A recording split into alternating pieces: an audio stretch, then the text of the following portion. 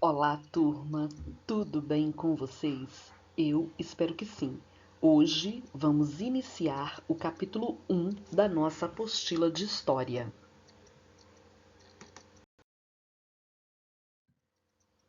Bom, turma, como vocês podem observar aí nas páginas, 2 e 3, nós vamos estudar um pouco sobre a sociedade do Império no Brasil, o período em que o Brasil ainda estava sob o domínio de Portugal. Então, nós vamos estudar um pouco desta sociedade, bem como a influência desses povos em meio à nossa civilização.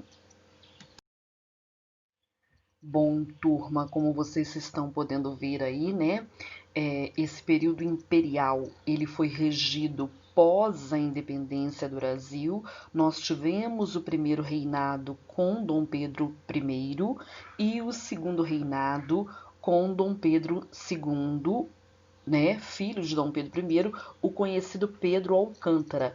Mas quando o primeiro reinado terminou, Pedro Alcântara ainda não tinha idade suficiente para administrar o país, então nós vivemos um período que ficou conhecido como regências, que foi um período muito conturbado da história e somente pós antecipação da maioridade de Dom Pedro II é que nós podemos assistir, uma nova retomada do império dentro do nosso país. E o império ocorria da seguinte maneira: é um poder hereditário. O que isso significa? Que o poder ele é passado dentro da própria família. De tempos em tempos, ele é passado dentro da própria família, do avô para o neto, e, ou seja, dentro da família, ele é hereditário, ele é hierárquico.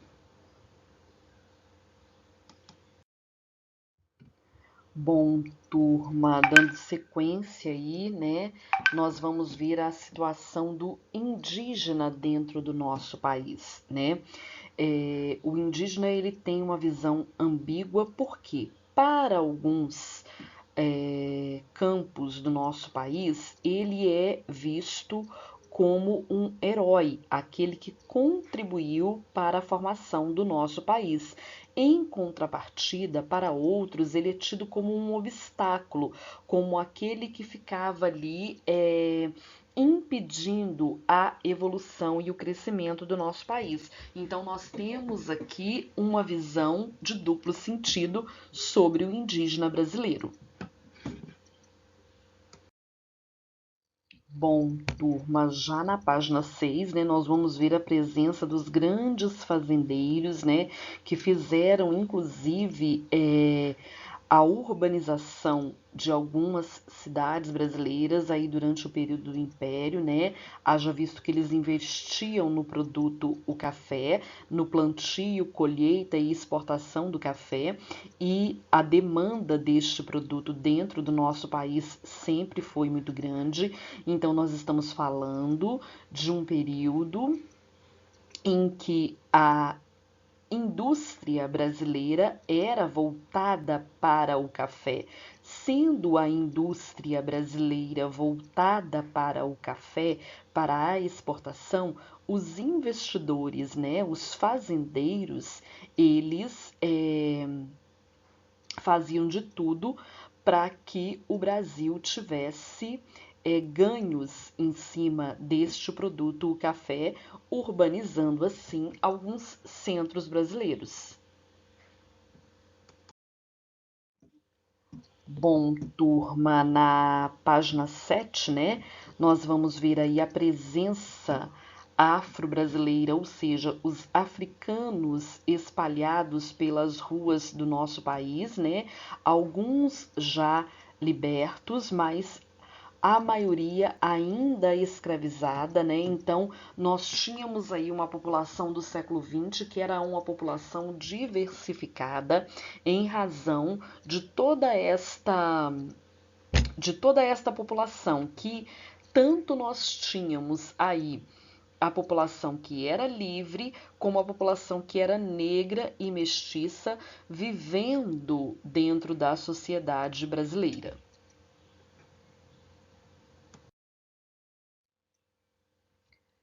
Bom, turma, eu já citei aqui, né, sobre a questão da expansão do café brasileiro aí no século XIX, né? Então vocês estão vendo aí as províncias, né, que eram os locais, né, aonde as lavouras foram crescendo e se expandindo aí ao longo de Minas, de São Paulo, do Rio de Janeiro, do Paraná, ou seja, nós estamos falando, esse mapa mostra as áreas de maior expansão do café no Brasil durante o século XIX.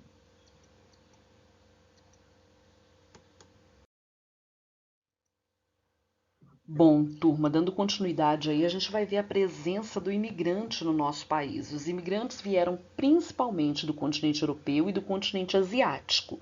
Vieram para trabalhar nas lavouras de café com o sonho de se tornarem pessoas ricas nas lavouras de café. E eles vinham, né, com a promessa de um trabalho assalariado. E é um povo que teve forte influência dentro da cultura brasileira.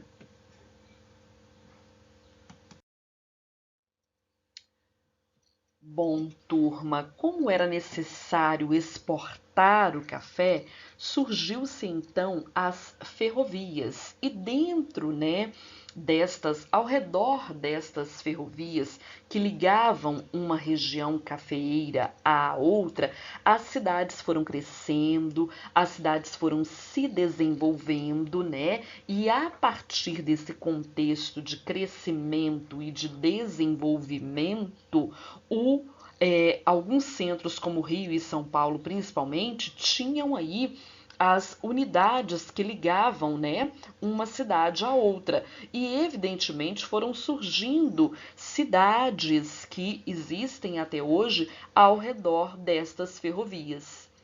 Bom, turma, espero que tenha ficado claro para vocês. Beijo grande no coração de cada um e até a próxima aula.